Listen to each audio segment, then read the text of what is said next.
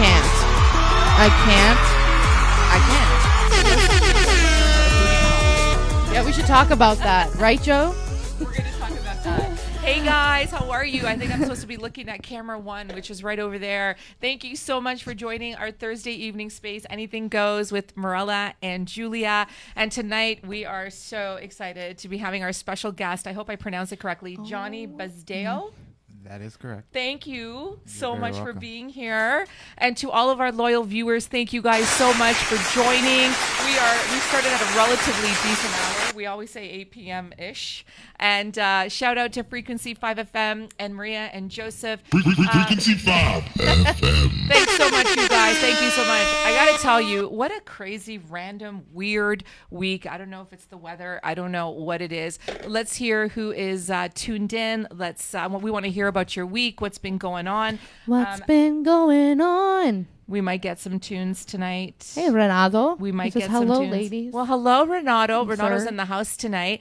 We are going to be talking about a very, very, very deep, very, very powerful subject tonight, as we've been promoting since yesterday. And like our platform, we cover a lot of different topics and a lot of different themes. And actually, I think this is the first time all year, Julia, correct me if I'm wrong, where we are going to be talking about addiction. And Johnny's been amazing to come on the show to talk to us.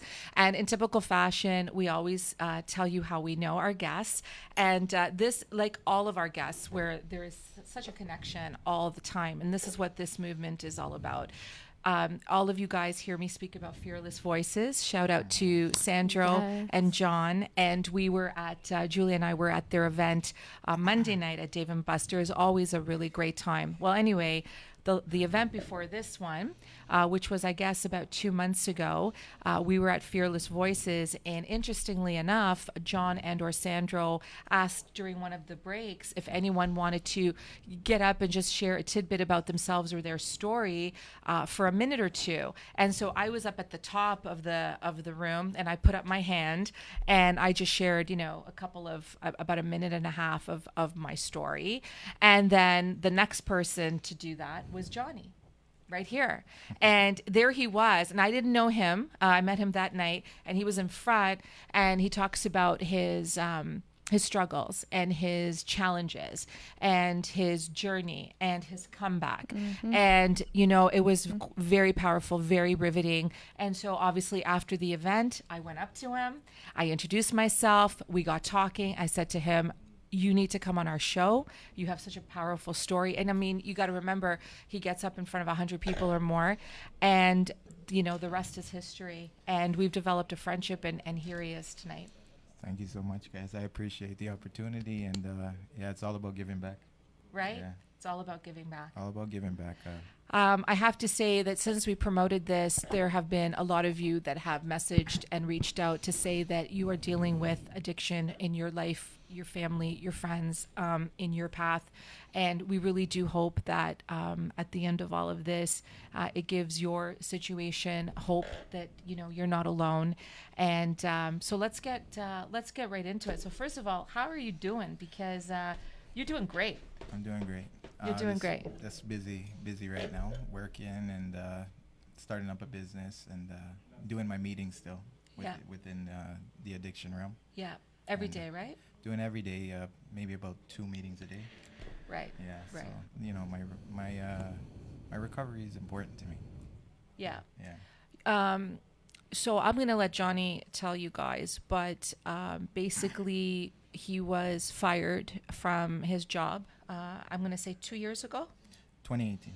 2018. Yeah. Okay.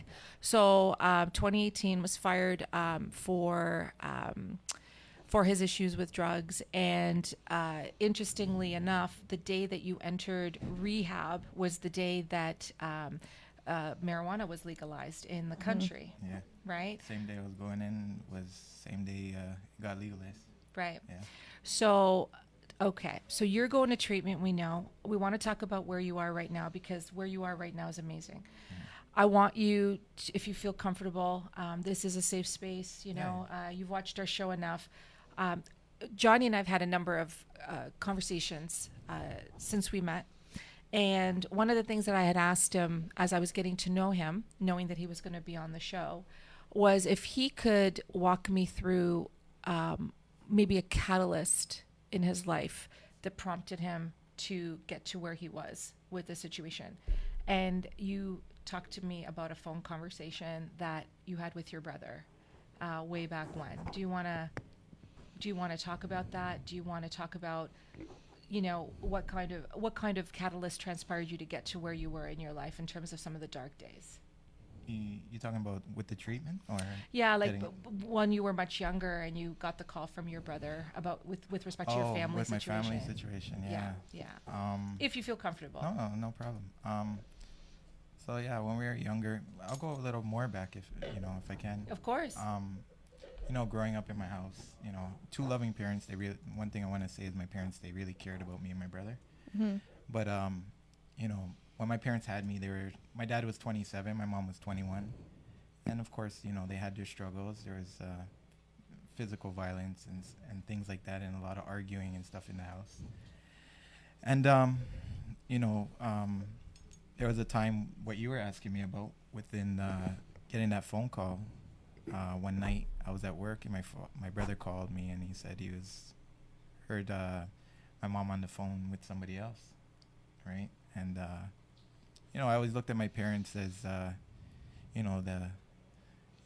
you're God, we had a lot of love, and when I heard that, it was like heartbreaking for me, and that's from there the family started to crumble. Mm-hmm. And I remember a time we were living in Vaughan, and the police had been called to the house, and when they came to the house, it was because I thought somebody was coming to pick up my mom, and the person left, and then after that police showed up and I ended up having to leave, right? And my parents are still there, and it's just I've been on my journey from when I was young. Mm-hmm. I was telling you before, I had my first son when I was 18. Yes, Yeah. Ladies and gentlemen, this gentleman has a 23-year-old son. Telling him my age. Yes, because you don't Not look. really. Well, he was 18. He has a that. 23-year-old son, but you don't look it at all. I was stunned. And you have 3 beautiful children. Your 2 youngest, because I see on WhatsApp you post pictures. So the family dynamic changed when your brother gives you the call and tells you that he thinks that your mom is seeing someone. Yeah, that was a big shocker. Right. That was like a big shock. Right. And and then the bigger shock was when I had to leave. But as I gotten older and I look back at those situations, I had to understand that my parents, they have their own life to live. Mm-hmm. And my struggle was throughout life was trying to figure out everybody else's problem, but not understand my problem. Right. Yeah. That's very, very deep. We're gonna, guys. I just want to mention that tonight, we deliberately have only Johnny as our guest. Sometimes we have one guest, sometimes we have 2, sometimes we have 3, Mm-hmm. sometimes we have unexpected folks come on in, and we've got 8 people in here. But this is such an important subject because it has so many layers to it, right? Yeah. So many layers, and I want people to really understand. It's no different than homeless people, right? A lot of times, there's the stigma associated with homeless people have a choice. A lot of people don't. With addiction, a lot of people don't have a choice. And again, not being an expert in it, but understanding that mental health and depression and trauma, Yeah, right, yeah. are all affiliated in one way or another, right? Right. So if I haven't said it, if Julie and I haven't said it already, we are really, really grateful that you are so open about it. And that's one of the things about the Fearless Voices, again, the name, you are sharing your voice fearlessly without hopefully, no fear of judgment or, repercussions, right? That's And right. you spoke so openly about it that it was an inspiration to everybody in the room, right? So, Julia, do you want to just take a minute? I don't have my phone right now. Just who's on the who's tuned in? Oh Let's do some my shout gosh, outs. Renato and Jimmy are here. Jimmy, Are in the building. Renato, how Well, are not you in guys? The building, but Yes, in the we always say building. on the line, but there's no phone. Arturo is here.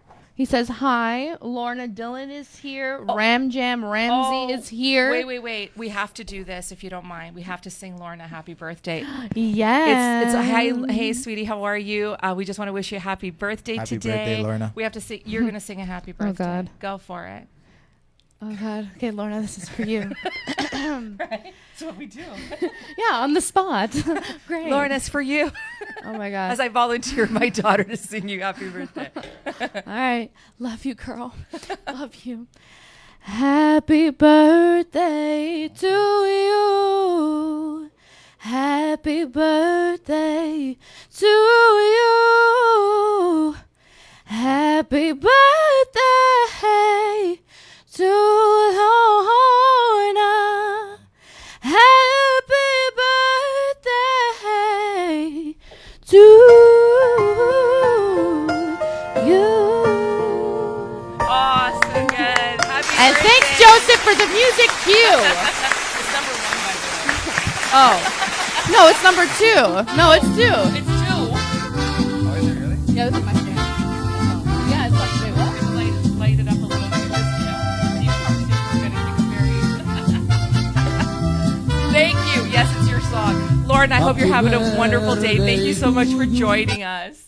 That was so good. Thank Do you really see good. why I volunteer her to sing? No, she can sing. Right? Joseph, sorry. Now just I'm waiting for my nervous. phone. Okay, who else is on? Oh my gosh, here we go. Now I'm like all flustered. No, I know. Craig Stevens is watching. Hey, Craig, how are you? How are you? We love you. Robert is on the line. Well, not It's really on the number line. 1. Why keep looking It's at number 2. Joseph said number 1. No, I number told him 1. to switch it. Oh, number 2. Yeah, number 2. Okay. Anyways, Are you hi, sure Robert. it's number 2? Yeah. Okay. Guys, As tell I've me been if it's looking at number 2. If number I'm one the looking entire- at you right now, time I was say looking at yes. If I'm not, I've been say looking at LOL. number 1. Like on. Okay. All right.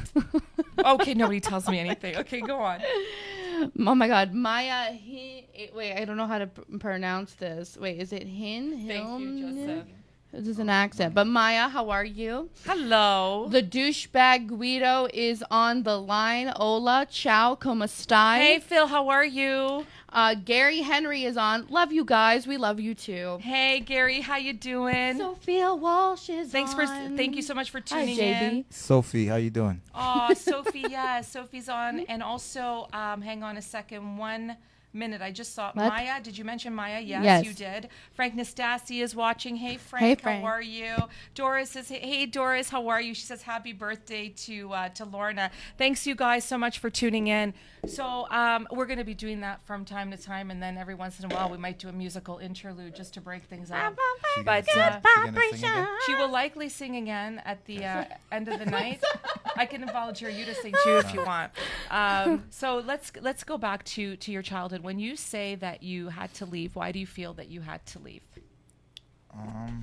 When I look back at it now, I understand because I've been in relationships. So, my parents were in a relationship. I wasn't in the relationship with them. So, I was more hurt by the fact that episode happened with my parents. And, my dad was saying, okay, he made the choice for my mom.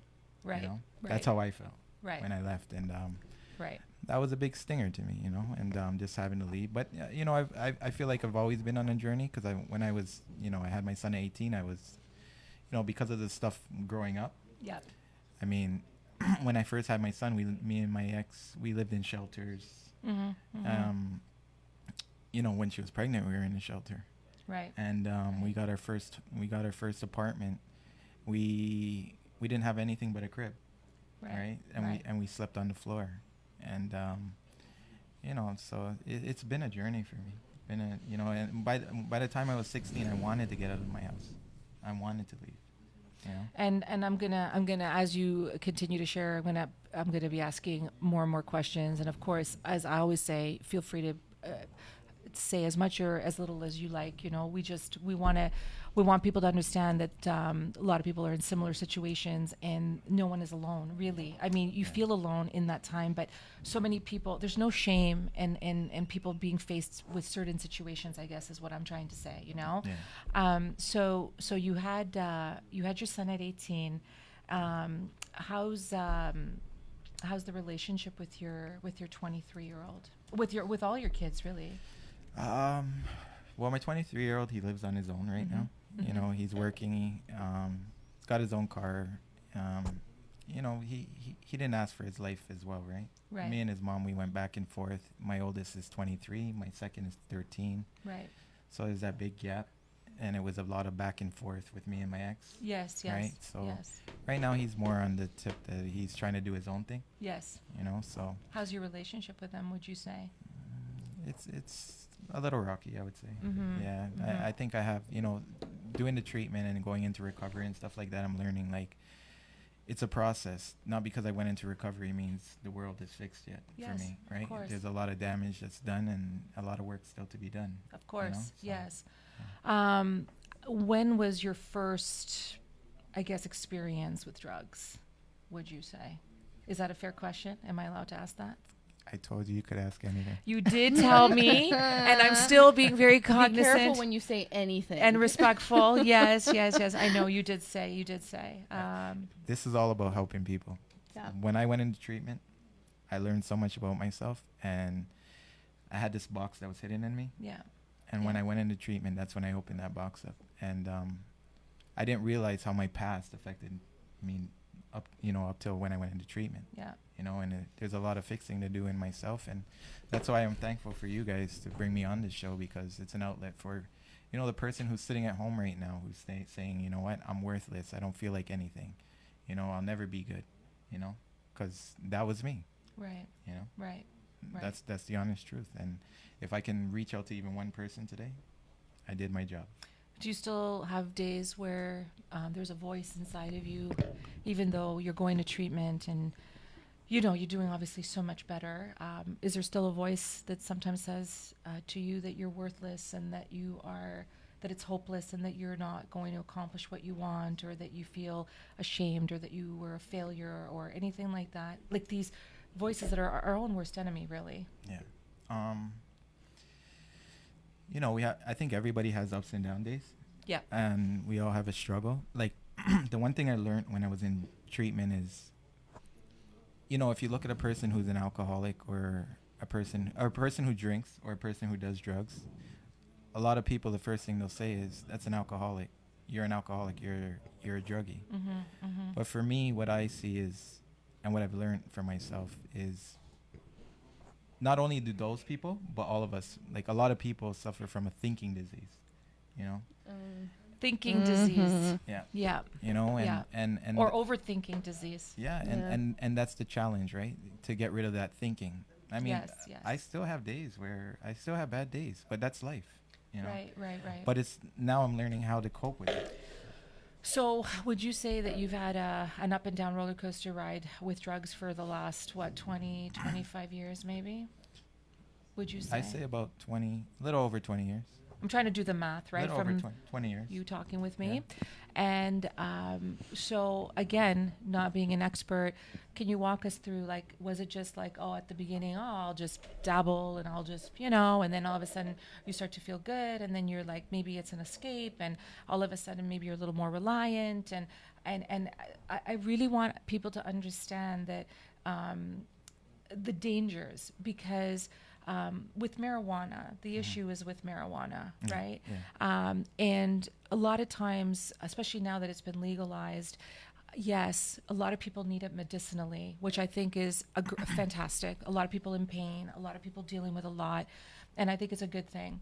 But there's also a lot of people that are recreational or social users or daily users who are under the impression that their drug use does not impede relationships, does not impede their ability to function at work, to be able to work and keep a job, right? Right. I feel like some people, again, not being an expert, some people are really in denial when it comes to that because it can impede relationships. It's like dating or being married to an alcoholic. At some point, it's going to crumble. It's going to affect somebody somewhere within the foundation of that relationship, right? It reminds me of a longtime best friend of mine. We grew apart. When she was going into high school, she also had her parents divorced. Her dad left her mom, and it kind of left her like searching for that replacement love. So she looked towards going out with guys, and not to be whatever, but blunt about it, but she went to have sex with so many guys to get that love that she didn't have from her dad. She then said, okay, this ain't working for me. And she turned to just smoking cigarettes. Then from cigarettes, it went to weed. And then from weed, I over there, that's when we kind of grew apart for a couple years. And then I saw her at the beginning of this year after like so long. And she was so skinny to the point where she pulls out like a line, and she was using, and she's like, no, this is just once in a while, but she does use it every single day, multiple times a day. And it's kind of like, I don't know this girl anymore, and it's really sad to see somebody that I grew up with be there, and I tried my best to be there for her. I tried, to get her help, but it's like that saying where you bring the horse to the water, but you can't force it to drink. And it just got worse and worse and worse and worse, and it just kind of affected the whole relationship altogether. And I didn't know what to do, so there was no choice for me. I had to kind of leave the situation because she kind of just pushed away, and that's it. She lost herself and everything that she was doing. So and I lost her. So it's like, right. Even though she's still here physically, she's not there anymore. Like, she's just and she was very close to our family, and I tried to be a second parent to her as well, and we tried to really help her and really show her that she had people that love her and people that care about her. But it's in your mind. If you don't feel like you're worthy, if you don't feel like you're good enough, right? She did not feel that she was good enough. That's why her dad left. But her dad was having so many problems with her mom that it really wasn't about her. But she just, like Julia said, she lost herself. It's just so tragic, like on so many levels, right? Let's just see who else is on the line. We're going to continue this conversation. For all of you who have joined in just now, thank you so much for tuning in. We are here with Johnny Bazdeo, who is absolutely lovely to be with us tonight to talk about his journey. As I mentioned earlier, we met at Fearless Voices a couple of months ago. He was he wasn't even a speaker on the card. He just happened to get up during one of the breaks and talk about, and it was really good. Talk about courage. It was very courageous. Right there. I was with my friend, and I asked my friend, should I do it? And she's like, yeah. I'm like, okay. Yeah, but you never know. Okay. I'm going to do it. You never know. It opens up so many doors, right?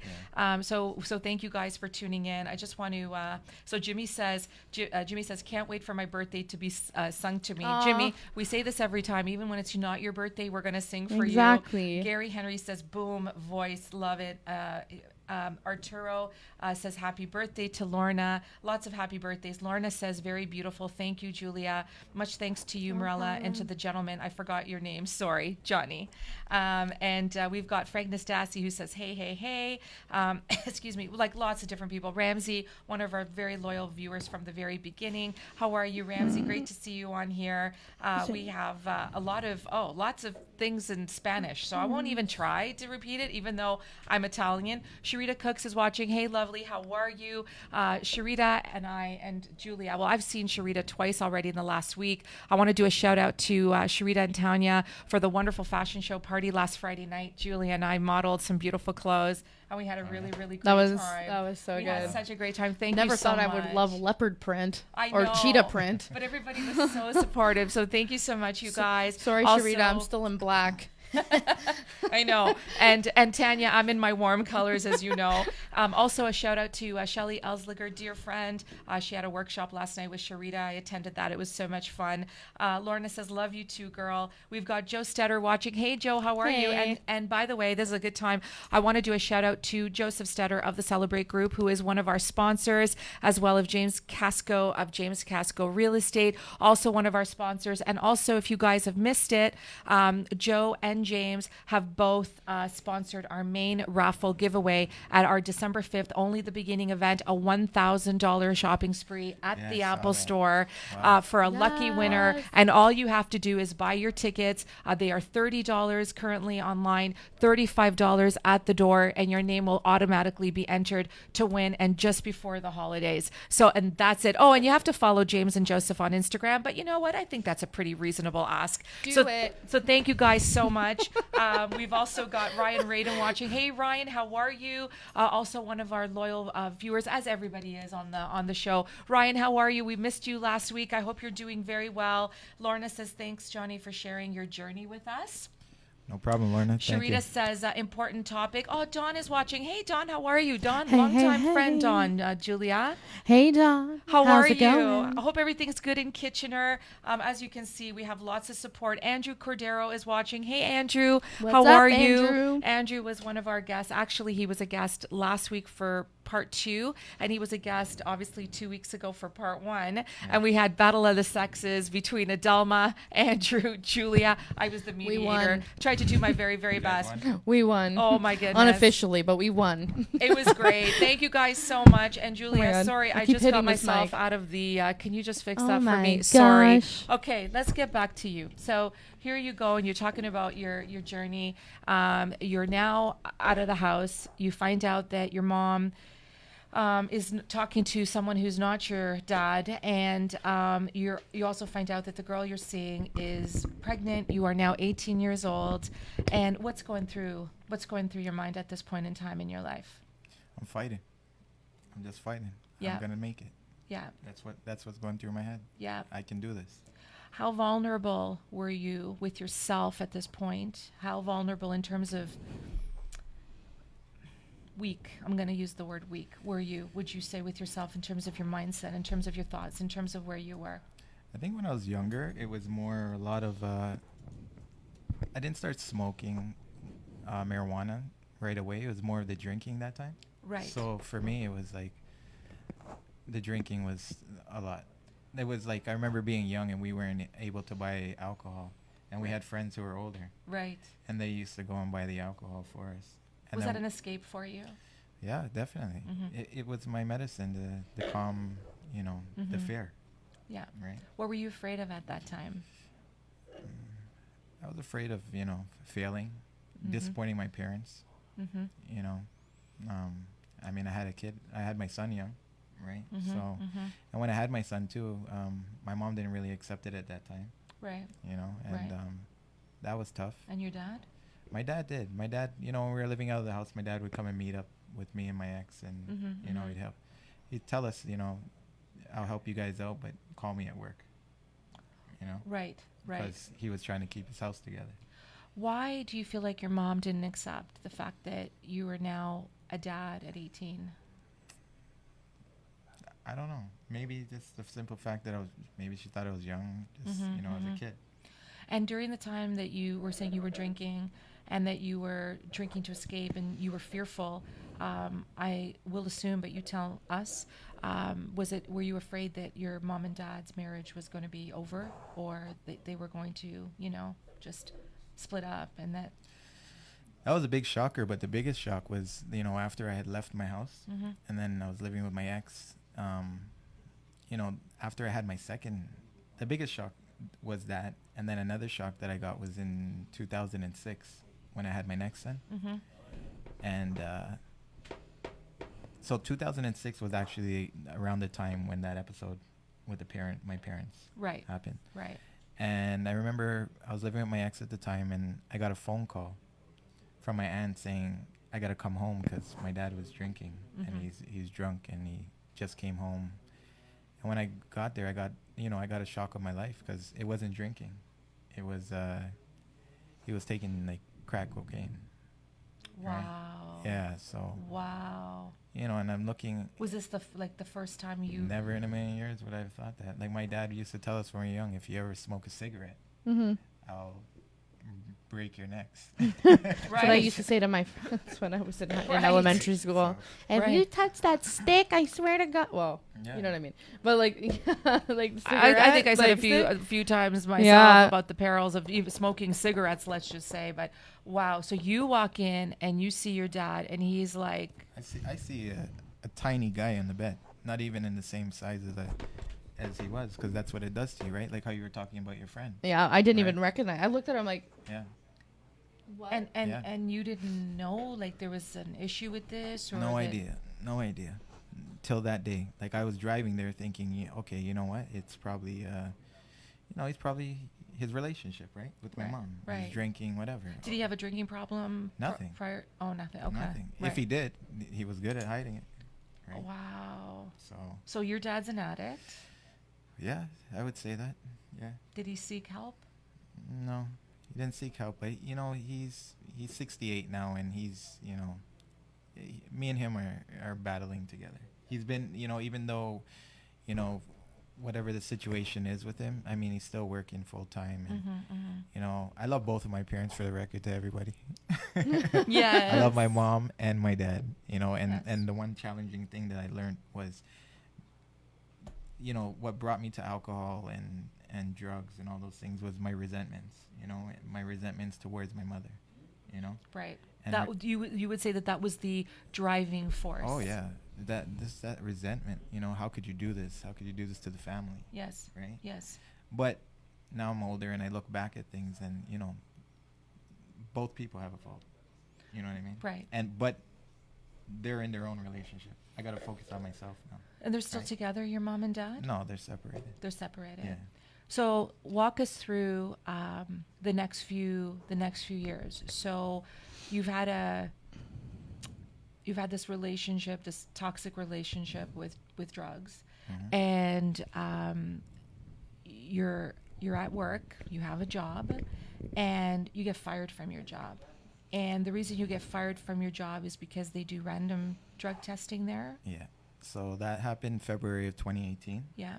and I worked for the transit out here, Hmm. and went into work that day. I probably smoked something in the nighttime Yeah. at 12 o'clock. Yeah. Went into work at 12:30, and then once I went into work, they said you're going to be randomly tested. I'm like, okay, no problem, right? Right. I didn't think anything, because if you had 2 beers, right, Mm-hmm. and you go in at 12:30 in the afternoon, I didn't think like there would be a problem. Right. And I didn't think I had a problem. I still, up till that time, right? All those years passed. I still didn't think I had a problem. What did you consider yourself, if I may ask? Did you consider yourself a recreational user, social user, just a Yeah. weekend user? What did you consider yourself? Well, once they implemented the random drug testing, Mm-hmm. I started smoking. Like, they say someone has a glass of wine in the night, Yeah. right? Yeah. I started doing that. But, I needed to smoke in the night to go to bed. Like, I Right. needed my medicine. That was Right. my medicine. To sleep. Yeah, to calm me and to make me go to sleep. Yeah. Mm-hmm. Yeah. Yeah. The reason I ask that question is because I've often come across people who will ask me, men we're talking about, especially when you meet them and they're trying to get to know you and stuff. And do you smoke? Do you drink? And I say, no, I don't smoke. I don't drink. Mhm. You, yeah, I don't smoke cigarettes, but I smoke weed. Yeah. Okay. And then I ask, like, are you recreational? Or, oh, yeah, once in a while. But then you find out that it's like almost daily. Yeah. Or it's much more than just, once in a while, right? Yeah. And I ask that question because I feel like maybe some people are in denial as well about their usage, right? Yeah. I was an addict. I definitely know that, and I'll definitely admit that. Right, like, right. those things, that was my medicine to calm my head, calm that thinking in my head. And I want to ask you, before we get into, like, I want to obviously know what was going through your head when, you get randomly tested and they say to you, okay, well, we found drugs in your system. But before I ask that question, Yeah. you have this relationship for 22 years with it. And over the course of time, you've grown older, you've had 3 children, you've gone through a lot. What, from the time you were 14, 15, 16 to the time you're now in your late 30s, early 40s, what was the continual fear? What was the continual thing that was occupying your mind that you felt that you needed to rely on this escape for yourself, would you say? I think it was, you know what, that self-love, you know, not loving myself, Right. you know, Yeah. not caring for myself. Yeah. That's the honest truth. That's huge, right? Yeah, and I would never admit that, you know, and being a male, you know, I'm gonna say it, like we're trained not to feel. You know? And how many shows Yeah. have we had, you guys, right? You guys all know. I'm looking at 2. I think it's 2, right? Keep Yeah. forgetting. It's one. 1, No, it's hi. 2, hi. Stop. But how many episodes have we had, whether it's men or women on the show, where we absolutely talk about, in one form or another, how men are trained to have no emotion, not to cry. They have to be strong. They have to be together for everybody. And we've had a few men on the show who have talked openly about Yeah. suicidal thoughts and different types of, I guess, addiction in the context of like feeling like, you know, there's no place to turn, there's no place to go, because they're feeling so pressured into being that superhero that when they need help, where do they go? Do you know what I mean? Yeah. The fact that you can admit it and that you've admitted it is honorable, because self-love and self-worth really, or lack thereof, Yeah. is at the root of everything, right? And I think a part of it too for me was, you know, I had my kids, and you know, relationships ended, and then I didn't see my kids, right? And that was painful for me too, because you know, I grew up with my parents, and I love my parents, you know, and my dad was a good father he is a good father to us, you know, and that's all I wanted to be to my children. And you know, I think a lot of thing for males too is the pressure of, you know, you have a child with someone, you separate from them, and then you don't get to see your kids, right? But you know, you got to pay all you got to pay your support to your kids, Right. and if you don't, they're going to take your passport or your license or whatnot, right? And at the same time, it's, you know, you don't get to see your kid. You got to go through the whole court system, Right. which is challenging. And if you have things on your plate, how are you supposed to do that? And Yeah. your ex just refused to let you see the kids? Yeah, there was it- challenges. There's challenges man. like when, you know, I used to go pick them up and there'd be like 5 police cruisers there, What? you know, Oh right, my god. saying that I'm trying to kidnap my youngest one, and you know, that was tough. That was you know, missing my kids, because you know, I wasn't raised to have kids and then have, you know, go all over the place. Right. You know, Right. that was not my goal in life. You know. No. Do you see your younger kids now? You know what? I see my daughter. She's every a other. 13-year-old? She's a 7-year-old. Oh, the 7-year-old. Okay. She's my baby. She's adorable. She's has me in training. Yeah. I show up 1 minute late for her, and she's got her hand on her hip and like, "Daddy, why you late?" Wow, she's taking you That's to amazing. school. So I'm also learning about females. I'm not saying, you know, and again, I'm not gonna try to sit here and say like the exes are wrong, Right. right? Because I have my faults too. But when it comes to the children, it's a different story, right? Yeah. And Yeah. and the thing is with these situations is what I see is a lot of men fall from that because we don't have we don't express it. Right. Right. So that would lead me to go with my friends and start Yeah. drinking or start smoking and, you know, take me away from that. You know? I think as a mother, I think one of the most destructive, tragic, and heartfelt emotional moments or situations is if I wasn't going to be able to see my children, or somebody's telling me I can't see my kids. Yeah. That's got to be like such a heavy, heavy burden, right? Yeah. Because if I miss my payments, right? Right. I can pay it next month, next year. Mm-hmm. How do I get paid back a year I missed for my kid? Yeah, the time. Yeah. Right? How do It's I get the that? How do time. I get that time back? Do you Yeah. see your 13-year-old? I haven't seen him since November of 2014. You haven't seen your son in 5 years. My middle one, yeah. And they're from the same mother. Wow. Yeah. But I'm gonna be doing, you know, taking the steps to do that now. Why, and again, not an expert in the court system, why do you see your 7-year-old, but you haven't seen your son in 5 years? Well, first of all, they're separate, right? The first two are with my first Yeah, ex, and then yeah. my daughter's with the the last one. Okay. Yeah. But it's been difficult. It's been challenging, and Right. the step I have to take is go through the courts. And you haven't seen him since he was 8. That must be very difficult. Yeah, it's 5 years, right? Wow. And I'm still paying the support for him, though. Yes. Right. Yes. Right. Right. So you have to go through the court system. There's no, I guess, rationalizing with the mom to. It's a little challenging. Yeah. Yeah, it's challenging. All right. So we're gonna see what else is going on here, and then I still have lots of questions. Okay. Yeah. We wanna find out the day that your test came back positive, and I'm sure yeah. you were very shocked by that. It's a great story. We have a lot of people on the line, guys. Thank you so much. Sharita says you guys looked fantastic. Thank you so much. Sophia Walsh, Johnny is so brave and so strong. Keep the faith. Thank you for that. Lorna says, hello, Latin lover, aka Andrew. Haha. That was from last week because Andrew had a Movember mustache and he looked like He Dirk doesn't Diggler have from it Book anymore. Nights. He shaved it. I swear- Andrew, why? Andrew, you looked like freaking awesome, and everybody was hashtagging Latin lover on the chat. It was hilarious. Yeah. Jimmy has a question. He says, "What will you say to your kids or any young children about addiction, What would I say to my kids or any Right. children?" about addiction? Learn. You gotta learn to love yourself. That's important. And I think Yeah. something that takes away from a lot of things right now is, when in my time growing up, there was a lot more going outside, playing with kids and more interaction with kids. Yeah. And, Yeah. I think more of that's needed, in Yes. communities, in schools. My teachers, I remember they used to love staying after school and doing after school programs, running Yeah. sports and stuff Yeah. like that. And Yeah. and that's I think that's really important for the children growing up. And all this social media, I mean, it's good in some ways, right? Yes. Yes. But it seems like the laptop or the iPad's the new babysitter.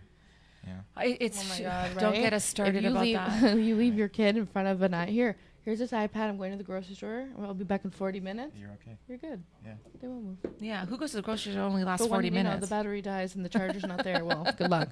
Good luck with that. I'm kidding. So, do you have you been going to schools and talking about your? Is this something you want to do? Going to maybe elementary school kids, high Yeah. school kids. I think that would be freaking amazing. Yeah. Definitely, I want to do that. Even with the business I'm starting up, I'm going to be starting a charity, Yeah. going back to Renaissance. That's the treatment center I was at. Oh, okay. So, Yeah. like, That's in Toronto. Yeah. Okay. It's I'm going to be donating back to them. And the school thing that I thought about, Yeah.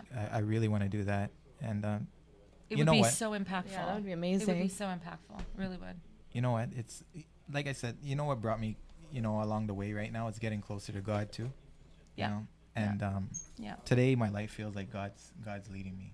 And that may sound crazy to some people. Like I had a breath. I have a friend who I told that to, and he's just like, the meetings I go to, he's like, you're part of a cult. I'm like, I'm not part of a cult, man.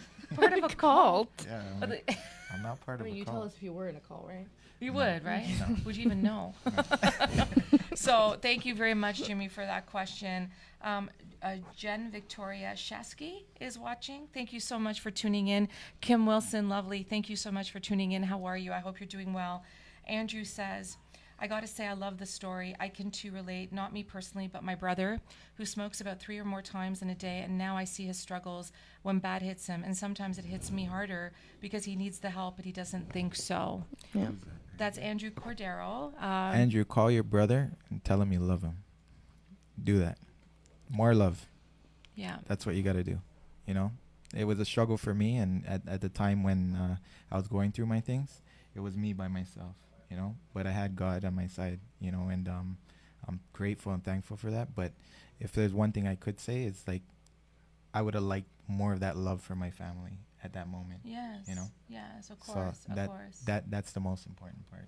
You know what? Family is important. I want to get to that. I want to talk about that a little bit. Thank you, Andrew. Thanks for sharing that. And thank you for tuning in. Ryan Radin says, drug and alcohol addiction are like a python that slowly tightens itself around you and does not let go until it is too late.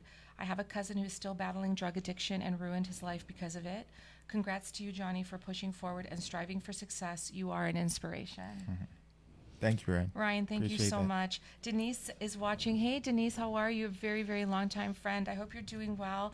Beautiful family. I see your daughter. She's just absolutely gorgeous.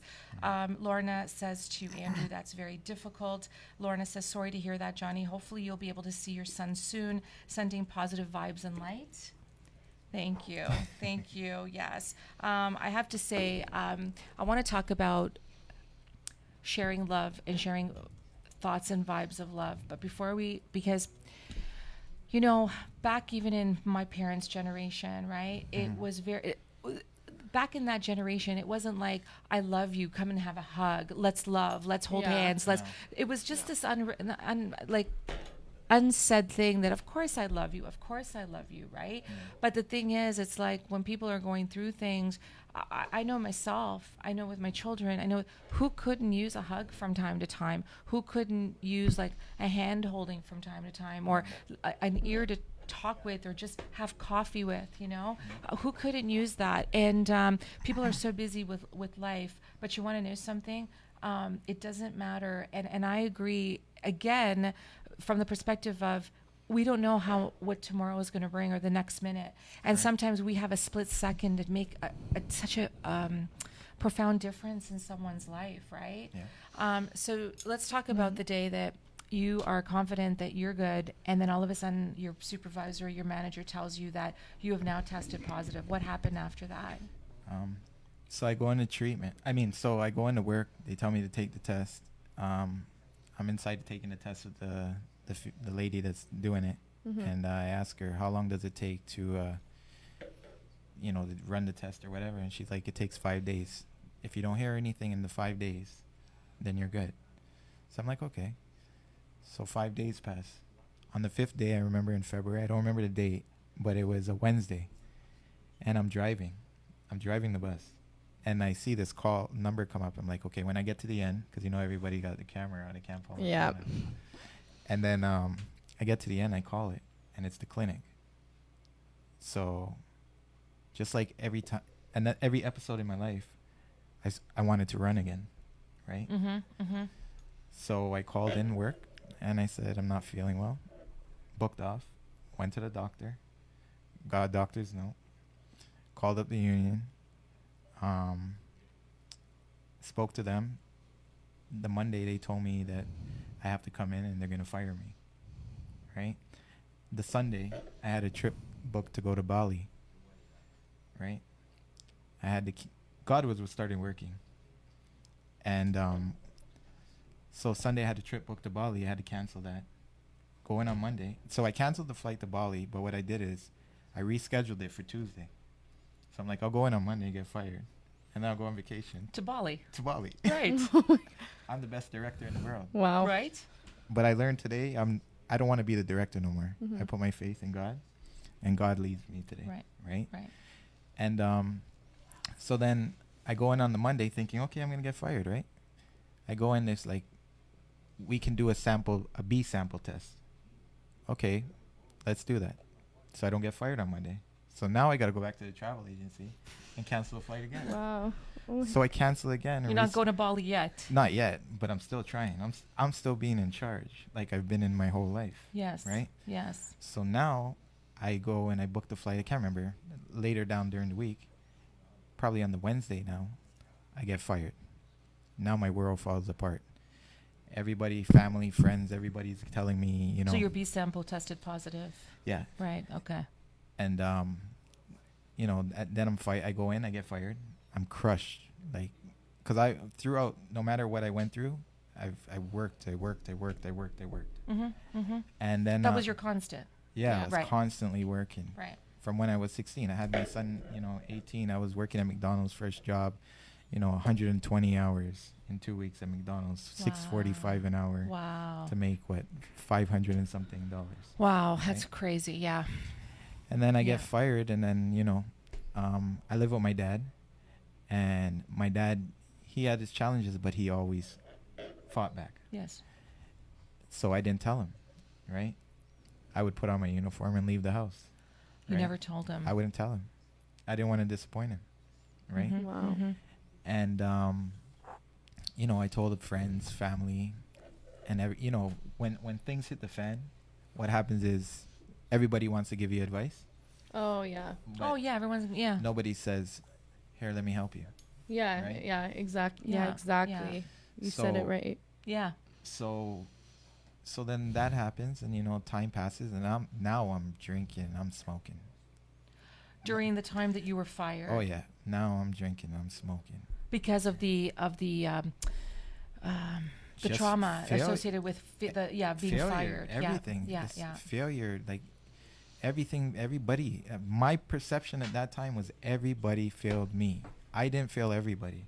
Everybody failed me. Mm-hmm. Mm-hmm. Right?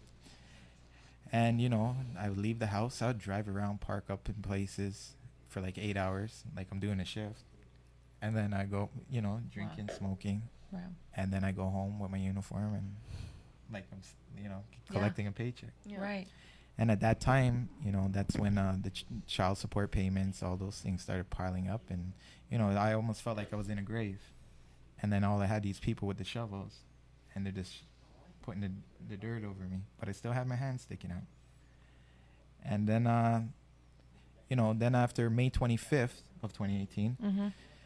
I've been appealing the decision. I was going to ask about that because you're a member of Yeah. the union, right? Yeah. What was their position on all of this? Well, I have a good relationship with them, and thank God for there's two guys, Mario and Marvin. Mm-hmm. I'm really grateful for those guys, and a couple other guys from Grateful the to union. Mario and Marvin. Yes, Shout out. Mario, Shout out.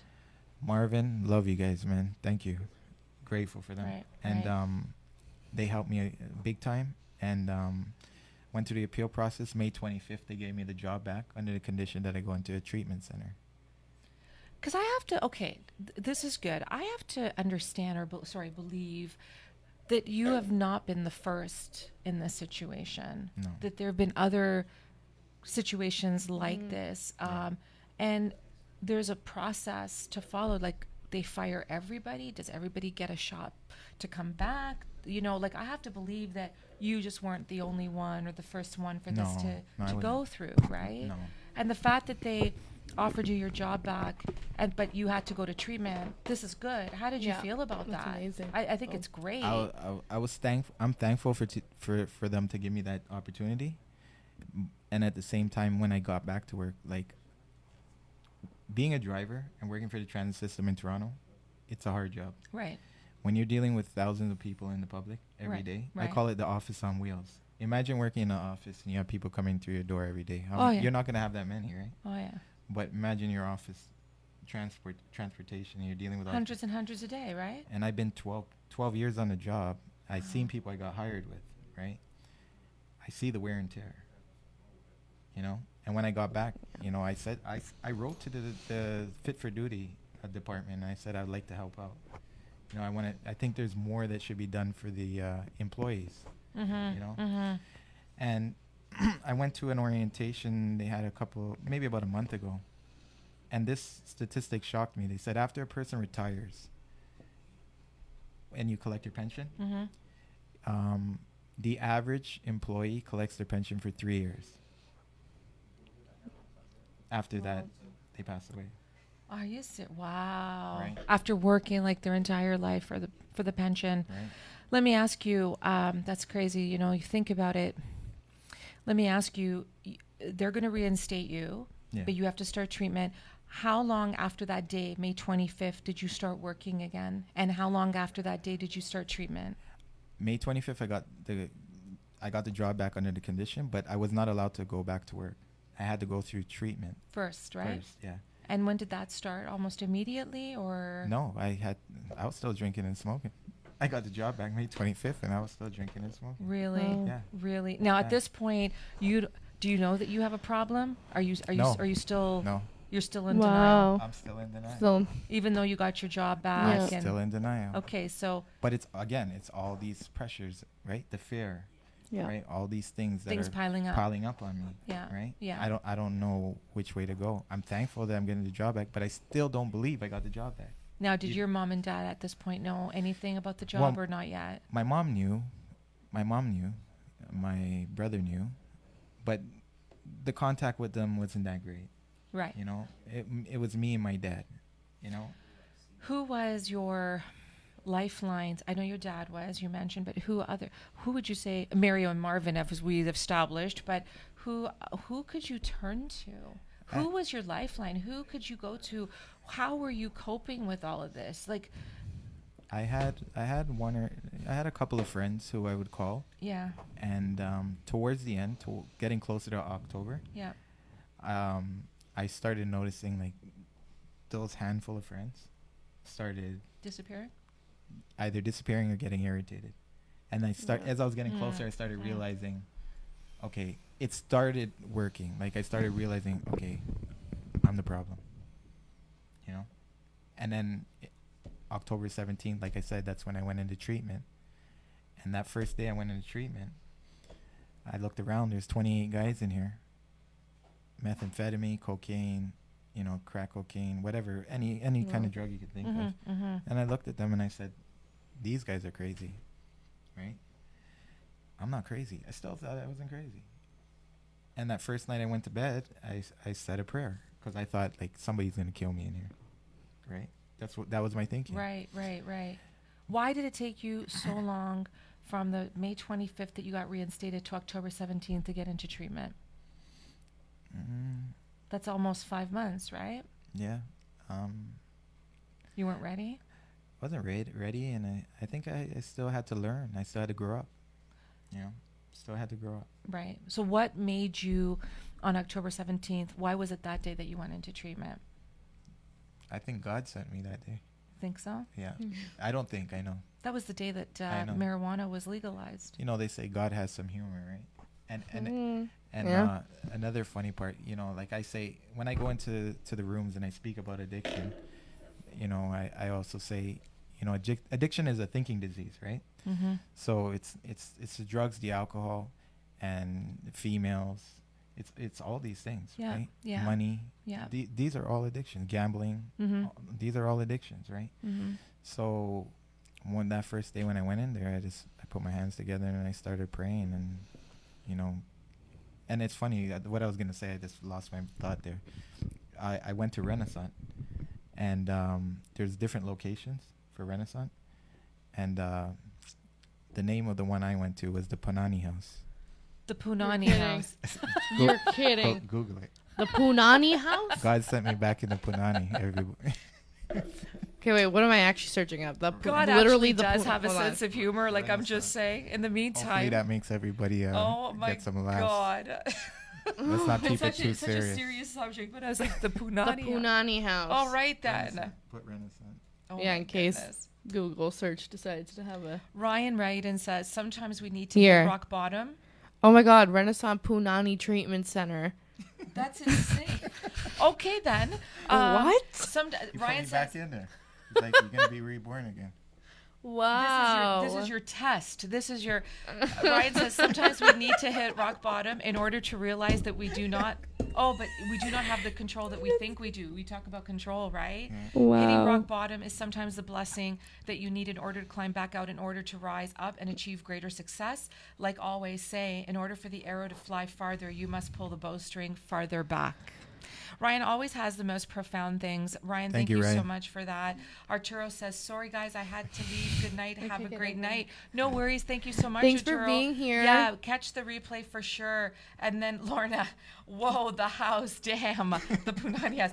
I knew Lorna Punan. was going to have a comment for sure. I know. Like, I'm sitting here going, like, just the, what do you call it? The I kinda poetic justice of all Right? of I this, kind of like right? the idea of where they were going for it. Oh Yeah. If my that was goodness. the intention. James but- Casco is watching. I don't know Hey, how to James, name how it. are you? Long time no know how to see. name the I say that cheekily. What's something that's James, not we just gave you a vulgar, but shout out something, earlier. you know? Thank you so Oh, much for it's being okay. our sponsor of our show, as well as a big sponsor of our Only the Beginning event. No Thank one you knows so what that much. means. You know, I have to tell you that a lot of times, like, okay, let me just get over the name of the Punani house The first. Punani House. My God, Joseph was talking about the booty call earlier. This is getting crazier. But no, but what you were saying about like God tests us, right? Oh my No, but God. it's true. It's true. Like God tests us. What's happening? I know it's hot in here. I told I you. feel This like I'm is going why to- I always wear Oh layers. my God, I feel like I'm going through menopause. You say this every week. No, this is different. I'm burning Oh up. my God. I know. I think I know. have a fever of like 110. You managed to kind of break up the whole, seriousness of the conversation. Woo! But sorry, go ahead. No, go ahead. No, I was just going to say thank you, Joseph. So I was just going to say that. So it takes you 5 months to get into this treatment, Yeah. and I know you told me that was, well, for you, I think one of the greatest days of your life. Obviously, saved your life probably. Yeah. You go to meetings every day, Yeah. right? I try to go every day, and I do this. I'm doing like I have a sponsor. Yeah. I call him my spiritual advisor. Yes. He walks me through the steps of the program, and yeah, like God's leading me today. That's the I since October 17th up till now, Yeah.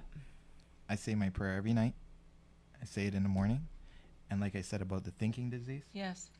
when that thinking starts, I say the prayer, and that could be 10 to 15 times a day. It doesn't matter. I do it. How destructive is overthinking? Lead you down the wrong road, like It consumes in you. a split second. Oh, yeah. It consumes you. And I think that goes for people outside of the rooms. Not only the person who we say is an alcoholic or a drug addict, Mm-hmm. Mm-hmm. And it has to go back to loving yourself, Absolutely. right? So you go into treatment. How long after you start your treatment program do you start working again at the job? Would you say after that? I went back to work around March of 2019, but I wasn't driving because they have their rules and regulations. Right. Right. So again, another blessing. This gentleman calls me from the HR department, and he's like, "I have the perfect location for you." And usually they'll put like drivers at the subway stations, Yeah. or Yeah. to load buses, or construction at the stations to stand out there. Yeah. He's like, "I have the perfect place for you," and I don't know this guy from anybody. Nicest guy in the world. He's like, "We're gonna put you at the Lost and Found." Okay. I Wow. remember you telling me this, Yeah. and if I can just say this, okay? So Johnny and I are on the phone, and we've had some pretty profound conversations, and for not 5 minutes, we're talking, could be an hour or two. Sometimes we talk, and when he told me the story, the lost and found, and I know what you guys are also thinking, the poetic justice of this, because you were lost, And I was and then found. you were found. Yeah, it's the truth. That's what that tells me. Yeah. And were you thinking the same thing at that moment? Yeah, I was. And also when he called me, he was the nicest guy in the world. And then I started seeing all these blessings. Like, it was like I was meeting people. People were coming into my life. Like, my relationship with my mom wasn't the greatest. Mm-hmm. And I met a lady named Clarice. And, Clarice is, I hope she's not watching because she'll kill me. I don't remember her age, but about 50. Hi, Clarice. You look great. And I remember the first time I met her, she had a walker. Mm-hmm. And I gave her my number and I said, "You know what, if you like, I can help you out." Mm-hmm. And as time went on, we got to know each other. And she told me she got in a car accident. She broke her back, her legs. And that's why she's in a walker. Right. Right. And then she also told me that she had lost her son. Right. And today she's like a mom to me. She calls me all the time. Wow, that's great. She tells me, "You come to my house any day." She's from Detroit. Right. And she's like, "You come to my house any day, I'll cook for you." Mm-hmm. Like, all these Mm-hmm. people just started coming around me, Mm-hmm. and Mhm. it's because of this, And you actually said it, I'm paraphrasing for you, but you actually said that the way that the universe has been working for you, it has filled your life with all these positive, caring people and enablers that are helping you Yeah. and weaning away all of those toxic situations and Yeah. people that were not helping you, yeah, it's right? it's pretty cool, to be honest with you. Like, never in a million years would I think, like, we all know when we do something bad. Yeah. Yeah. I knew when I was doing something bad, but I would still do it. Mm-hmm. Yeah. Now I can honestly say, inside of me, when I feel like I don't even have those they're very rare, those situations. Right. Yeah. And if it does occur, I know what to do. Right. My reaction's totally different, and the people I meet, like, I'm meeting people from all different religions, like Jewish people, Christians, Mhm. Muslims. Mm-hmm. Sometimes my friends, they joke around me like, they're like, you got the gods going crazy right now. I don't know what to believe in. That's You know? it. They're all like running. Okay, get this out. Get this out. Next task. Come on, everybody. People, It's so angels, wings shining over there. It's so true. No, but it's so true. And you know what? We talk regularly about, I talk regularly. We all talk regularly about how we can't control other people's actions and behaviors. We can only control our own. Right. Except when we cannot control our own, but we feel like we're in control. Right. And so I know myself, like when I talk about situations, and I try to be rational in my thinking most times, and I try to do the right thing, and I try to be who I am with what I believe. If somebody disrespects me, or if someone is, I don't know, their behavior is unacceptable, it's on them, and I cannot change that. I can only react or be the way that I am with it. But the thing is control, and Ryan mentioned it and a few other people, and you mentioned it, that the really dangerous thing is when you're in control. You think you're in control, but you're in control of nothing. Yeah. Right? There was a quote. I was doing a blog post, and I posted this quote thing. It says, "Control what you can, confront what you can't." Yeah. And Very powerful. Yeah, absolutely. Very powerful. What Loved does that? it. What does that tell you? Like, what does that speak to you? Like, you know that whole saying, like, you're not in oh my god, I can't even talk. I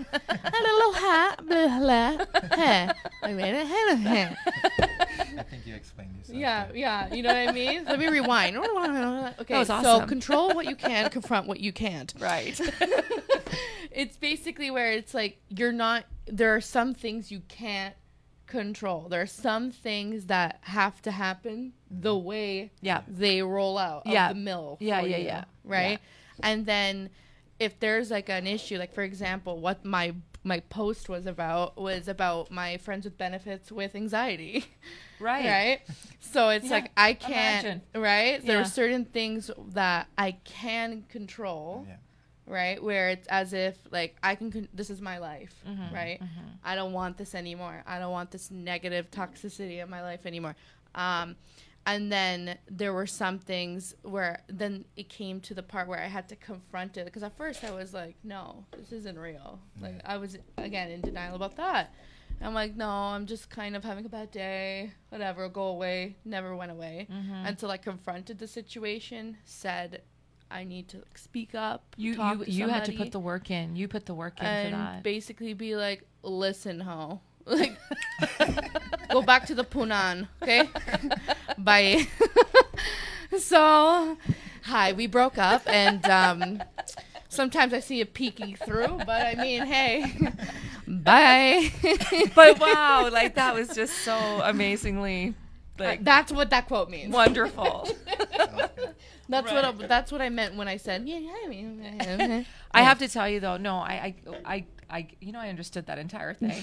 I don't even know if I I'm talk about speaking this. English. I talk about this often. So for me, I always thought that I was in control of things until the day that the doctor comes to me in ER and tells me that my husband is probably not going to make the night and he's going to pass. And he had just walked in the hospital 2 days earlier, even less, on his own 2 feet. And I looked at the doctor and I'm like, I'm sorry, what are you telling me? You are talking about somebody else. You're not talking about my husband. And I realized then that I had no control, that the doctors had no control. The only up there, they were calling the shots.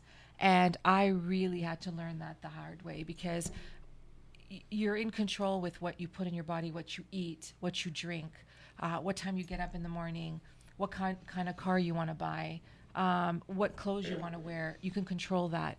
But the things that you think are not going to happen, and then they happen, you're like, are you kidding me right now? And it was in that moment that I realized I had no control over a damn thing. Yeah. But like I mentioned a few episodes ago, catalysts are a beautiful thing. I used to be really afraid of them because a lot of people see catalysts as very self-destructive. But Catalyst for me turned it around for me, right? Turned it around for me. So all of a sudden, as you and I have talked about at great length, jumping out of airplanes without parachutes. Not happening. I Oh use my that. God, it's so fun. I used that. Only I bungee jump. used that metaphor, and Johnny looked at me. He was just like, "Okay, seriously, I'm not jumping out of an airplane even with a He parachute." pulled the. But you know what? I challenged you because I said you've actually been jumping out of airplanes Yeah. without parachutes for a long time, Yeah. and now I feel that if we're using the same metaphor, I feel like you've learned how to, you've adapted to it, you're flying free, you're flying openly, but you're not crashing. Yeah. You know, you're just free flowing, and you're finding your wings again, right? So that's Yeah. the metaphor how I use it. Yeah. And so a lot of times people are, even with parachutes, they're crashing. Think about that for a minute, Yeah. right? Yeah. So when you talk about control, it's that when you say the thinking disease and then the overthinking disease, because we're like, oh my God, okay, well, if that could happen, this is going to happen, this is going to happen, this is going to happen. We don't even know. Yeah. Why are we worrying? We worry ourselves to death, Yeah. right? And then with the thinking disease, what I call it, Yeah. it could be drugs, alcohol, sex, gambling, whatever. The only way out of it is you got to feel your way out. And that's emotion, right? Right. Yeah. And How that's how hard was that for you when you spent 20 or more years trying to escape it? I think when I went into treatment, that's when like I said, every time I hit an obstacle, Yeah. had a box inside of me, Yeah. that obstacle went in, that pain, Mhm. it's got shoved down. Mhm. Once I went into treatment, there's a counselor in there named Ab. First week I was in there, he would come up to me and be like, I'm gonna be your counselor. I'm gonna be the guy who you speak to. And I remember going into the room with him for a 30-minute session with him. Mhm. I didn't even know this was gonna happen. And I started speaking about my life, and I just broke down about my life, about everything, how I Mhm. grew up. And You weren't expecting I to didn't- break down. no. And it happened. And I probably was bawling my eyes out for about an hour. And he let me, we're not allowed to leave the house. Like, we can only go around the block. Oh, okay. And he's like, you can go for a walk. You're only allowed 15 minutes. I went for half an hour. I went to Tim Hortons. I was ordering a coffee. And I'm ordering a double-double. And I'm bawling my eyes out, ordering a double-double in front of the person. Mhm, mhm. But I didn't even care. But prior to the last 20 years before that, I didn't want to do that. You felt like there was no way you were going to do that. You're strong. You got this. Yeah. You don't want to see anybody see you weak, vulnerable. In my eyes, in the program I'm in, it talks about me being the director Mhm. Mhm. and giving up that spot. I have a new director now, like I said before, and that's God. Right. And ever since I turned that over and gave up that camera, Yes. right, Yes. my life has been better. But the key component for me was prayer and to feel my way out of that thinking disease that I have. Right. Right. Right. And I never wanted to do that before, because the alcohol, the drugs, the gambling, the females, that was all my medication to Right. just Right. put everything down, you know. Excuse me, how long were you, it was an in-house, in treatment, you were there for a while, right? How long were you there for? 28 days in the Punani. 28. Yeah. 28 days in the Punani, For guys. whoever doesn't understand Wow. the reference, the treatment center was called the Ayo. Renaissance Punani something or other center. And then we're saying that God is really funny because it really tested your resilience with with women, I guess. Who names a treatment? Okay, but whatever. Honestly, But he gave us God some comic bless the relief. person who named that place. Yeah. So 28 days you were in, and then from there you were not there anymore. But the stipulation was you had to go to meetings every single day there, or Yeah. Meetings Yeah. every day. There. It was like a strict schedule. You get up Yeah. at 7 o'clock. They knock on your door. They wake you up. You make your bed. You go downstairs, fill a breakfast slip, meditation 8:30 to about 9. right? Then you have a class from 9 to about 11, lunch, another class. And then by 7 o'clock, you go to a meeting. They Yeah. allow you to go out in a Yeah. group. Yeah. You go to a meeting. Yeah. You come back and I think it was bed by like 10 o'clock and repeat. And I asked you this before, but we're going to do it on the show again. So after 28 days and you're now, obviously have to go to meetings every single day. I asked Johnny if, recently this week actually, if you've ever been vulnerable to fall back in and slip up. And you told me no. Unequivocally, you said no. No, I do not have the desire. That's amazing. Yeah. Okay, I want to ask a question, but let's just check in here. I'll ask you this. You can think about it. Yeah. What would you say is your biggest success in your life, and what would you say is your biggest failure in your life? So Good you think about question. that. Good And question. I don't know. Once in a while, I ask a good question or two. Lorna, 28 days in the nanny. Oh my God, Lorna, you're hilarious. She says that is Dollar deep, sign, very at synchronous, sign. the lost and found. Absolutely so profound. Lorena is watching. Hey, Lorena, how are you? Thanks for tuning in. She says, hi, guys. Lorena, Julia, how are you, girl? And Lorena says, they're having a conversation. Lorna says, I ain't jumping out of no planes, not even with the parachute. Lorna, are you sure? She came out dancing with us a couple of weeks ago to That was so the fun. club we usually go to, and you know what? We're always talking about getting out of our comfort zones. We're always talking about doing something different. And you know what? Sometimes you don't know how things are going to be. Like sometimes we overthink that. I don't know if we're going to have a good time. I don't know. Then you get out, you go, and you have such a freaking fantastic time, right? Yeah, getting out of the isolation. Right. Getting out of the isolation. Exactly. 100%. Yeah. Lorna says, Johnny, you needed that release. It's so cleansing. Yes, God is the director. 28 days in the... Yes, we know. We know the what it was Punan. called. Oh, my God. Okay, I keep doing this. Sorry, sweetie. Oh my God, just scroll. Okay. I'm under pressure here. Okay. Under pressure. So your biggest success in your life and your Yes. biggest failure, would you say? And I ask those questions deliberately because you have had so many layers, Yeah. right, in your life Yeah. that have kind of gone up and down. I'd say the biggest success in my life is learning self and, having the opportunity now to be a confident, man. Mm-hmm. And I feel like I'm gaining that opportunity now to help people. Right. And that's the most rewarding thing for me. Like I have so many stories, like with like meeting people and helping people and just things that are, that I see on a daily basis now that I was so blinded before. What would you say? And I guess this is, in part and parcel the failure side, but what was the worst day of your life, would you say? The absolute worst day of your life, when you were in the worst place, I guess, in your life. My dad's situation. Mm-hmm. Yeah. Mm-hmm. That Um, must have been absolutely Yeah. catastrophically destructive to see and to Yeah. watch. Yeah. Watching somebody fall like that. Mm-hmm. Yeah. That was the hardest. Very rarely are we speechless, right? I We are know. very rarely speechless, but we knew that tonight would be very profound. And, as much as we on the show, we laugh and we sing and we dance and we do all kinds of shenanigans, and we deliberately left the tambourine at home tonight, and we deliberately left a lot of the, and not because it's not, we don't like to have fun and we don't like to, but there's always a time and place for everything. And we really wanted to give you the opportunity to share your story and really give it the forum that it needed, because you know what, we are celebrating you tonight. Everybody is celebrating you tonight, celebrating the fact that you are in recovery, that you have come out of the darkness. As I said in the caption, right, when I was describing, the words that came to me was, we're celebrating the lighthouse of your life now, right? As opposed to, being in this darkness, being all alone. I can only imagine. I can't even imagine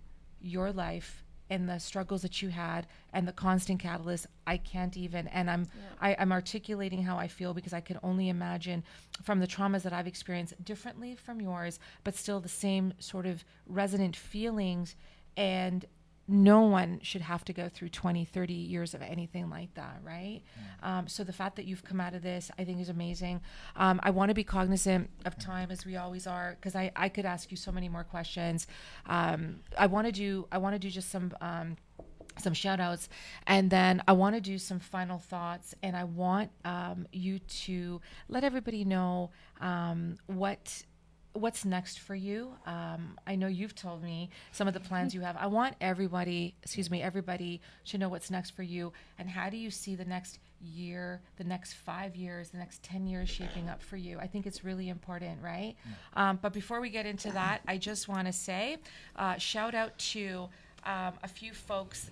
We've got tomorrow night, we've got the 3rd anniversary Toastmasters. Shout out to Roger Caesar. Julia and I will be there. Also, shout out to Germalyn Patricia Barnes, dear friend. She's having her Beauty for Ashes workshop on Sunday. Germalyn is a relationship coach. It's a 3 or 4 hour workshop. And I don't know if Julia's coming. Well, I got a couple people who I will bring. Yeah, I think, sure. okay, so, you know, yes. No shade, no tea. Yeah, exactly. Who couldn't learn about relationships, even though we talk about it on the daily, right? So it's a free workshop, you guys. Come on out. It's going to be great. It's actually here in the area, 1600 Keel Street from 2 to 6 p.m. Also, I cannot not mention this. December 5th, the Anything Goes show is going live at the Venture X co-working space in Mississauga. Doors open at 7 o'clock. We have so much. I can't even, it's going to be absolutely amazing. Get your tickets. Only $30. $35 at the door. Big prize, like I said earlier, a $1,000 Apple shopping spree.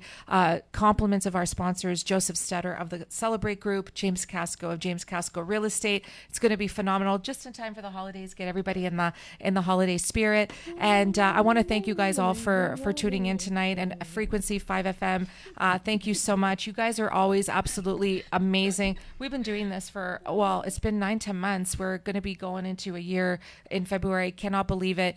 We got lots planned for 2020. Only the beginning. We also have our last show. It's going to be just me and Julia that night, December 19th. We're going to be doing a farewell to 2019, and we're going to be recapping some of our favorite moments and some of the things that we've learned, just the two of us. But before that, we still have lots coming up in the next 2 or 3 Thursday nights. So exciting. Get ready to end the show tonight. Get ready to end the show tonight with a song. Tonight. Okay. Oh, no, I could see Johnny no, when he was Singing when at he the was show, listening to everybody. you sing. He was in awe. No. He was in awe. So you got to do it. You got to do it. So what's next for you? And I mean, I know we could have continued to. We've only scratched the surface, obviously, and I would have dug deeper, and I would have asked some more questions because because there's just so much. Are you thinking about maybe writing a book? Are you thinking about? We talked about maybe visiting some elementary schools and high schools, colleges. I think that's very important. I know you said you were going to start opening up a business. So what do you think the next year is going to be for you? This time next year, what do you think? This time next year, I got this feeling in my gut that I'm no longer going to be working for the transit. Okay. I have You didn't that hear feeling. that though, TTC, but yeah. Not getting fired. Not getting fired. Not getting fired, not because of anything. Your own choice. My own choice. Yeah. I mean, but like I said, I'm being led somewhere right now. Yeah. And starting up the charity, right? With Yeah. with the clothing line Yeah. that I'm coming out with. Yeah. And and I go to my meetings. Last week I spoke at a meeting in front of like 30, 40 people. Right. So, and over the next year, it's just about helping people, and one thing I'll say is, I remember when I was 18 and I had my first son. And then I remember going into the first meeting for treatment, like the meetings we go to. Yeah. And they have this key tag that you pick up. And my heartbeat wasn't even beating like that when I picked up that key tag when I had my son at 18. Right? Really? Yeah. And, Wow. So for me, it's about giving back. So wherever I'm being led to in the next year, it's all about helping people. I'm gonna make you a deal. I'm gonna make you an offer. Okay. This time next year, I'm gonna get a pen. I have to write it down, or maybe I'll remember it. This time next year, we're gonna have you back on the show. And thank you. What's the date today? November 21st. Mm-hmm. So November 2020. We're gonna have Johnny back on the show a year. We're gonna do the 1-year anniversary. And you are going to tell us. Oh, I know, I'm I know. excited. But it's I'm here still. but it's the profoundness of it all. We want to hear of your accomplishments. We want to hear about some of these things that you've jump started, and we want to, because you know what, I really do feel that lots of times with, especially with New Year's resolutions, everybody puts a resolution together, this, that's, this, and this, and then you realize a year goes by and it's like, you know what, I've done nothing, or we're back at the same spot, or they've had setbacks. A lot of people, though, when they're driven, they're motivated to really truly make a difference, whether it be through circumstances like the one you experienced yourself, or because of someone else in their life. They really make things happen. Yeah. You know? Yeah. So we're going to check back in with you. Of course, 100%. Okay, well, we're so thrilled that you could have. Wasn't this great? See, we're pretty easy on you. We're pretty easy on you. Let's do some final thoughts. Julia, what are your final thoughts for tonight? Is spread the love, give hugs. That person you see sad at the bus stop, go give them a hug. Yeah. Go ask them if they're okay. You see someone at school crying in the bathroom, go up to them and knock on the stall and ask them, are you okay? Yeah. Don't give advice, help them. Don't give advice.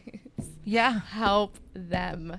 Like you said. Don't give right? advice, help them. I think that's really, really, because you know what? Don't give them a solution. Show them a solution. Be there. Just guide be there. them. Just be there. You know, be a leader. Kind of make a difference, guys. I know. Thank you, sweetie. Hearts. Thank you. I'm buying you some time. Pick a song. I already picked one. Okay, awesome. See how this She's already ready. this goes so great.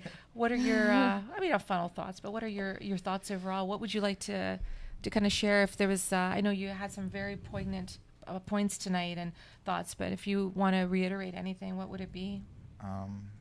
Just for people out there who don't believe in themselves, there's a lot of, or if you're struggling with, addiction, there's a lot of places in Toronto.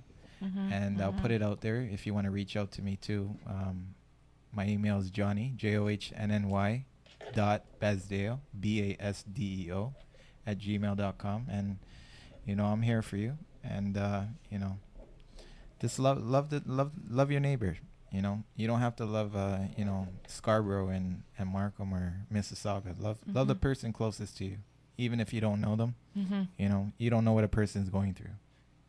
That's so true. And I drive the bus every day, and people come on and they give me attitude, but it's because they're just having a bad day. It's nothing against. Don't take it personal. If you can make a difference in a person's life, simply by opening a door or just saying hi, or buy somebody a coffee. There's days I don't have money, and I still do it. It's amazing. That's so amazing. Try to impact somebody's life. It doesn't even have to be with money. Just try some way to be nice to your neighbor, the person next to you, or you're sitting on a bus and you see somebody having a bad day. Just ask them. How's your day going? That's amazing. I want to just say again, it's johnny.basdeo @gmail.com. Yeah. I'm going to put it in the thread and when we respond to all the comments, which we always do. Thank you for that. My final thought is very similar to what Julia and Johnny just said. About 10 years ago, maybe 2 months after my husband died, I went back to work.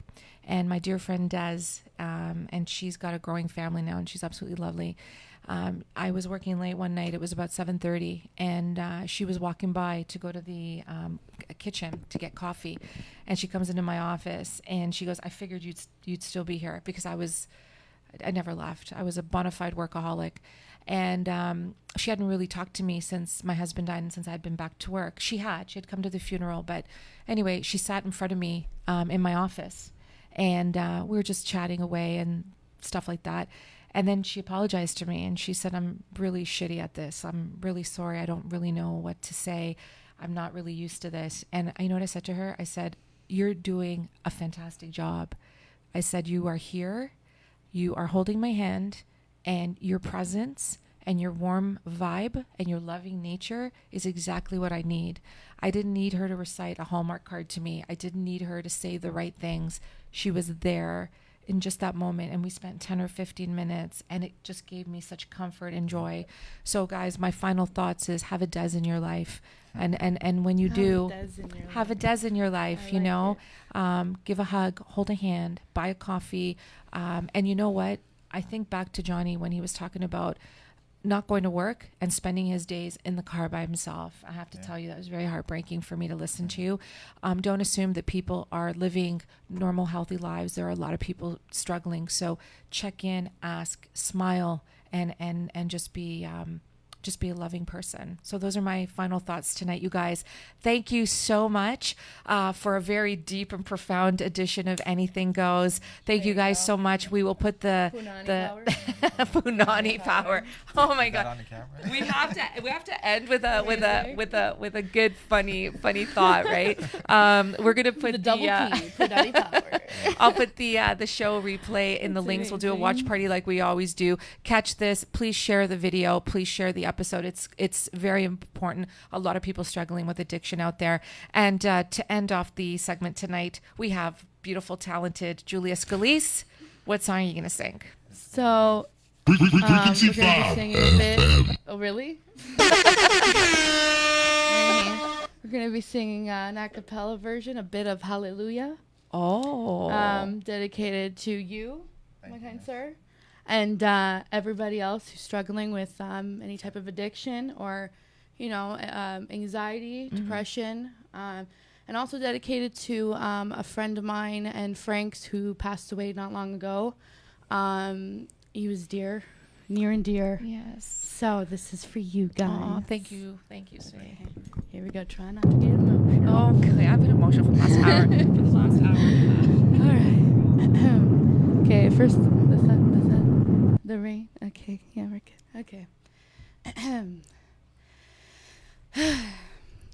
I've heard there was a secret chord that David played and it pleased the Lord, that you don't really care for music, do ya?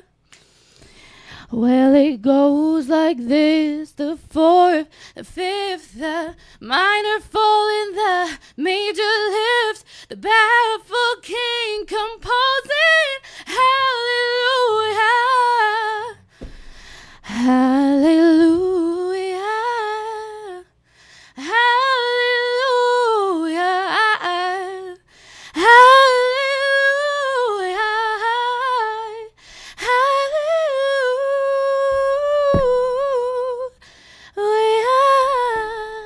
That's it. Oh, I'm so shaky. beautiful. That was so. Try not to I'm cry. emotional right now. Try Oh my not to God. cry.